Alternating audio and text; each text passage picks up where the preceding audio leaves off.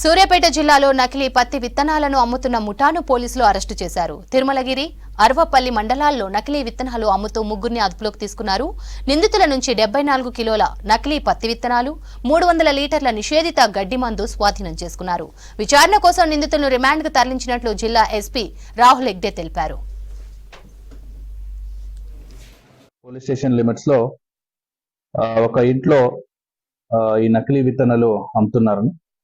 దానిపైన local officers వెళ్ళి అక్కడ చెక్ చేసినప్పుడు 52 kilos BT3 cotton seeds loose అమ్ముతున్నది ఉంటుంది. Almost 1,25,000 rupees worth.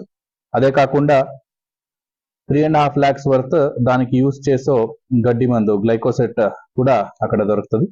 దానిపైన కేసు రిజిస్టర్ చేసి నలుగురు పైన కేసు రిజిస్టర్ చేశాము. దాంట్లో 2 మన కస్టడీలో ఉన్నారు, ఇంకా 2 పరారీలో ఉన్నారు. Main A1 Naga Malleswara Rao. So అట్లనే ఇంకొకటి ఇన్ఫర్మేషన్ కూడా మనకు ఆరోపల్లి పోలీస్ స్టేషన్ లిమిట్స్ లో వస్తుంది. అక్కడ కోడూరు విలేజ్ లో ఇట్లనే అమ్ముతున్నారని వస్తే అక్కడ కూడా రైడ్ చేస్తే 22 kgs సీడ్స్. ఈ పాత అఫెండర్స్ దీనికి ముందు కేసెస్ లో ఇన్వాల్వ్ అయిన వాళ్ళు ఎక్కడ ఉన్నారు, వాళ్ళ పైన కూడా సేమ్ పని చేస్తున్నారని నిఘా పెట్టాము. ఇట్లా ఎవరైనా నకిలీ విత్తనాలు అమ్మితే వాళ్ళపైన కేసు పెట్టి PD యాక్ట్ కూడా రిజిస్టర్ చేస్తాం.